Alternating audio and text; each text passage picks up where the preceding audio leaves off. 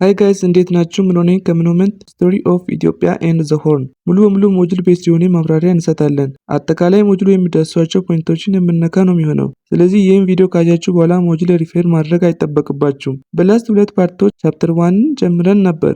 ይህ የቻፕተር 1 ሶስተኛው እና የመጨረሻው ፓርት ነው። ባሪም መንገድ ለማቅረብ እሞክራለሁ። እስከ ቪዲዮ መጨረሻው አብራችሁኝ ነው። አውትላይን 1.1 1.2 እና 1.3ን በላስት ፓርቶች አይተናል። 1.4 በኢትዮጵያ እና በአፍሪካ ቀንድ የሰው ልጅ ታሪክ መልክዓ ምድራዊ አውድ ወይም ይዘት በዚህ ፓርት እናያለን። ኦኬ እንቀጥል። 1.4 ዘ ጂኦግራፊካል ኮንቴክስት ኦፍ ሂውመን ሂስቶሪ ኢን ኢትዮጵያ ኤንድ ዘ ሆርን ወይም በኢትዮጵያ እና በአፍሪካ ቀንድ የሰው ልጅ ታሪክ መልክዓ ምድራዊ አውድ ወይም ይዘት እናያለን።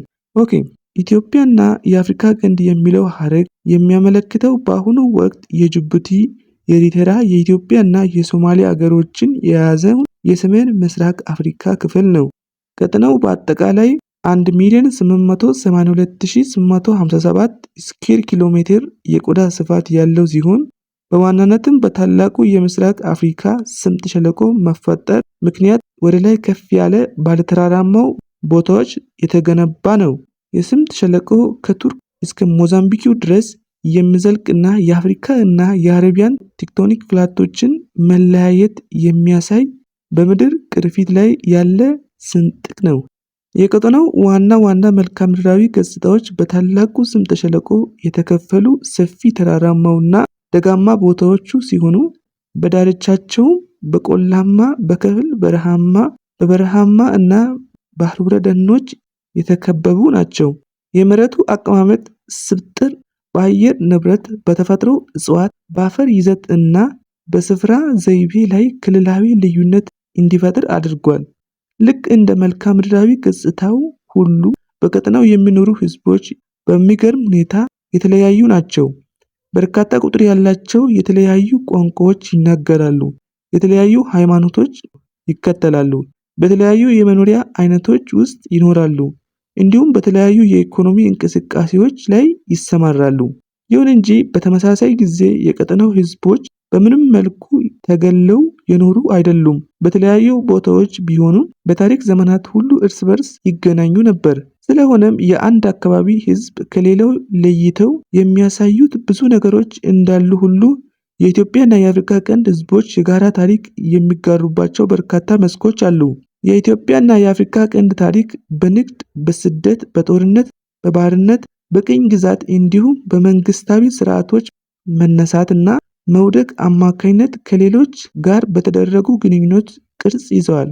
ይሁን እንጂ የሰው ልጅ ታሪክ እድገት ለመልክዓ ምድራዊ ሁኔታዎች በተለያዩ ለአካባቢው አቀማመጥ፣ ለመሬት ገጽታ፣ ለተፈጥሮ ሀብት፣ ለአየር ንብረት እና ለውሃ ተፋሰስ ስርዓቶች ትልቅ ዕዳ አለበት። እነዚህም እንደ ማበረታቻ ወይም እንደ እንቅፋት ሆነው በቀጠናው የሰዎች እና የሸቀጦች ዝውውር ላይ ተጽዕኖ ማሳደራቸውን ቀጥለዋል።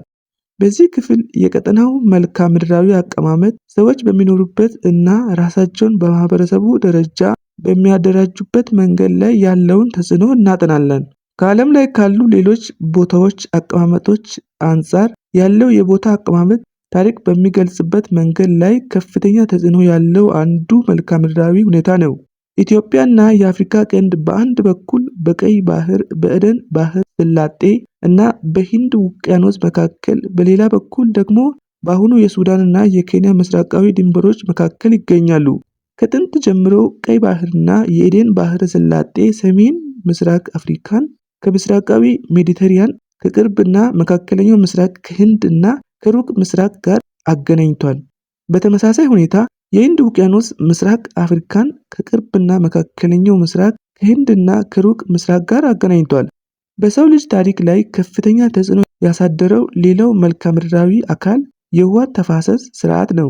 ኢትዮጵያና የአፍሪካ ቀንድ 5 ዋና የውሃ ተፋሰስ ስርዓቶች አሏቸው። እነዚህም የአባይ ወይም ናይል ወንዝ ስርዓት፣ የግቤ ወይም ኦሞ ጎጀብ፣ የገናሌ ወይም ጁባ ሸበሌ የወንዞች ስርዓት፣ የኢትዮጵያን ስምጥ ሸለቆ ሐይቆች ስርዓት እና የአዋሽ ወንዝ ስርዓት ናቸው። ከደቡብ ኡጋንዳ ተነስቶ ወደ ሰሜን ወደ ሱዳን የሚፈሰው ነጩ አባይ ከጣና ሐይቅ አካባቢ ከሚነሳው ሰማያዊ አባይ ጋር ካርቱም ላይ ይገናኛሉ። በመጨረሻም በግብፅ በኩል ወደ ሜዲተራኒያን ባህር ይፈሳሉ። የአዋሽ ወንዝ ስርዓት ሙሉ በሙሉ የኢትዮጵያ ስርዓት ሲሆን ቀዝቃዛማ ለም የሆነውን የመካከለኛውን የኢትዮጵያ ደጋማ ቦታዎች ከሞቃታማው ደረቅ ከሆነው የዳናክል ዝቅተኛ ቦታ ወይም ደለል ጋር ያገናኛል። አስተውሱ፣ ሙሉ በሙሉ የኢትዮጵያ ወንዝ ስርዓት የአዋሽ ወንዝ ስርዓት ነው። የኢትዮጵያ ስምጥ ሸለቆ ሐይቆች ስርዓት በራሱ የተገደበ ተፋሰስ ሲሆን በሰሜን ከዝዋይ ሐይቅ እስከ ኢትዮ ኬንያ ድንበር ላይ እስከሚገኘው የቱርካና ሐይቅ ወይም ቀድሞ ሩዶልፍ ይባል የነበረው ማለት ነው የሚዘልቁ ተከታታይ ሐይቆችን ያካታል። የግቤ ኦሞ ጎጀብ የወንዝ ስርዓት ደቡብ ኢትዮጵያን ከሰሜን ኬንያ በረሃማው ዝቅተኛ ቦታዎች ጋር ያገናኛል። የሸበሌ እና የገናሌ ወንዞች ከምስራቃዊ ደጋማ ቦታዎች ተነስተው ወደ ደቡብ ምስራቅ ወደ ሶማሊያ እና ሂንድ ውቅያኖስ ይፈሳሉ። ሂንድ ውቅያኖስ የሚደርሰው ገናሌ ወይም በሶማሊያው ጁባ ተብሎ የሚጠራው ብቻ ሲሆን ሸበሌ ግን ልክ የባህር ዳርቻ ጋር ሲደርስ በአሸዋው ውስጥ ሰምጦ ይቀራል።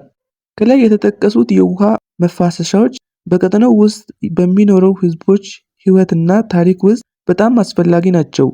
የውሃ ተፋሰስ ስርዓት ለሰዎች የመተዳደሪያ ምንጭ ከመሆናቸውም በላይ ሰዎችንና ሸቀጦችን በተለያዩ አካባቢዎች እንዲዘዋወሩ በማመቻቸት ለቴክኖሎጂ፣ ለእውቀት፣ ለባህላዊ መገለጫዎችና ለእምነቶች ልውውጥ ምክንያት ሆነዋል።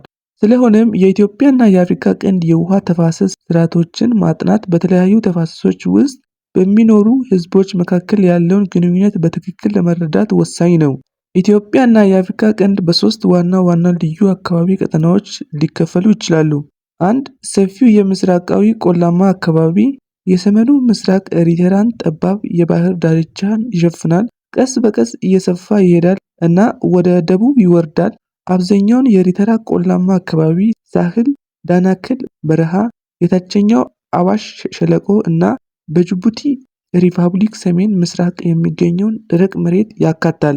ከዚያም ወደ ኦጋዴን፣ የታችኛው የሐረርጌ ክፍሎች፣ ባሌ፣ ቦረና፣ ሲዳሞ እና መላው የሶማሊያ ሪፐብሊክ ግዛትን ይዘልቃል። በዚህ ቀጠና የአየር ንብረት ሁኔታ ላይ ብዙም ወቅታዊ ልዩነት የለውም። በቀይ ባህር፣ በኤደን ባህረ ሰላጤ እና በህንድ ውቅያኖስ ላይ ከሚገኙት ከዋናው መሬት ነዋሪዎች ጋር የቅርብ ዝምድና ካላቸው ጥቂት ደሴቶች ወይም ለምሳሌ ዳህላክ፣ ሶክትራ እንዲሁም ቀጠናው አቋርጠው በሚያልፉ አዋሽ፣ ዋቤ ሸበሌ እና ገናሌ ወይም ጁባ ወንዝ ዳርቻ ካሉ ውስን ቦታዎች በስተቀር ዓመቱን ሙሉ ሞቃታማ ደረቅ ሁኔታዎች ከየወቅቱ የሞንሰን ነፋስ እና መደበኛ ካልሆኑ አነስተኛ ዝናብ ጋር ይከሰታሉ። አብዛኛው የቆላማ ግዛት እንደ ዋና እጽዋት በቁጥቋጦዎች እና በደኖች ብቻ የተሸፈነ ነው። ከምስራቃዊው ቆላማ አካባቢ ወዲያውኑ በስተምዕራብ እና ከተቃራኒው ከሰሜን ኤሪትራ ተነስቶ እስከ ደቡብ ኢትዮጵያ የሚዘልቀው ከፍተኛ ተራራማው ምድር ይገኛል። የከፍተኛው ተራራማ ምድር ምስራቃዊ ቅጥያ የአርሲ፣ ባሌ እና የሐረርጌ አምባዎችን ይይዛል። የዚህ ቀጠና የምዕራባዊ እና ምስራቃዊው ክፍሎች ዋና መከፈያ ስምጥ ሸለቆ ነው። የቀጠናው ዋና ዋና መልክዓ ምድራዊ ገጽታዎች የተራራዎች ስብስብ፣ ጥልቅ ሸለቆዎች እና ሰፊ አምባዎች ናቸው። ከ1960ዎቹ ጀምሮ በኢትዮጵያ እና በአፍሪካ ቀንድ የዝናብ መጠን እየቀነሰ መምጣቱ ይህን እንደ ታዋቂዎቹ የ1970ዎቹ እና የ1980ዎቹ የኢትዮጵያ ድርቅና ረሃብን እንዳስከተለ በአጠቃላይ ይነገራል። ወደ ምዕራቡ አቅጣጫ በምዕራባዊው የተራራ ግርጌ ወይም የአምባው ዳርቻ እና በሱዳን አዋሳኝ ድንበሮች ላይ ከሰሜን እስከ ደቡብ የሚዘልቁት ሞቃታማ ቆላማ ቦታዎች ቀደም ባሉት ጊዜያት በዋናነት በአባይ እና በገባሮቹ ዳርቻዎች በሚገኙ ጥቅጥቅ ያሉ ደኖች ይታወቁ ነበር። ከላይ የተወያየንባቸው ልዩ ልዩ ተፈጥሯዊ አካባቢዎች ቢኖሩም የአፍሪካ ቀንድ አገሮች በታሪክ እንደተመዘገበው በአብዛኛው በቋንቋ እና በዘር የተሳሰሩ ናቸው። የህዝብ እንቅስቃሴዎች ቀጣይነት ያለው መስተጋብር እንዲፈጠር ምክንያት ሆነዋል። ይህም በጣም ውስብስብ የሆነ የሰፈራ ዘይቤ ምስል ፈጥረዋል። ይህ ሁኔታ ለምሳሌ በኢትዮጵያ ውስጥ ይስተዋላል። በርካታ የኩሽ ዝርያ ያላቸው ቡድኖች በሀገሪቱ ሰሜናዊ እና መካከለኛው ደጋማ ቦታዎች ላይ በከፊል ሰማያዊ ከሆኑ ህዝቦች መካከል ተቀላቅለው እንዲሁም ከበው ይኖራሉ። ከፍተኛ የመስተጋብር ደረጃ የአብዛኛው ህዝብ ረጅም የጋራ ታሪክና የክርስትና ወይም የእስልምና እምነት ተከታይ መሆናቸው በአብዛኛው የቀጠናውን ክፍል የብሔር ልዩነት መስመሮችን እንዲዳከሙ አድርጓል። ስለሆነም የህዝቡ ስብስቦች ለመመልከት የቋንቋ እና የባህል ተቀራራቢነት እንደ ዘር አመጣጥ ሁሉ አስፈላጊ ናቸው። ይህ ፓርት በዚህ ጨርሰናል። ምንም የሞጁሉን ሀሳብ ሳናሸራርፍ ገልጸናል። ያው ታሪክ ብዙ ከማብራራት በተርታ ሳናጎድል መተረክን ስለሚፈልግ ነው። እነዚህ ጥያቄዎችን በደንብ እዩ። በእነዚህ ላይ ከተለያዩ ግቢዎች ያገኟቸውን ጥያቄ ጨምሬ በፋይናል ፓርቶች እንመጣለን። በአማርኛና በእንግሊዝኛ የተጻፉ ኖት ፕላስ የቪዲዮን ፒፒቲ ከፈለጋችሁ በቴሌግራሜ አስቀምጥላችኋለሁ። ሊንኩ በዲስክሪፕሽን ቦክስ አለላችሁ። እነዚህ ደግሞ የመጽሐፋችሁ የሪቪዥን ጥያቄዎች ናቸው። እዩዋቸው። በቻፕተር 2 እስከምንገናኝ ሰናይ ጊዜ ተመኘውላችሁ።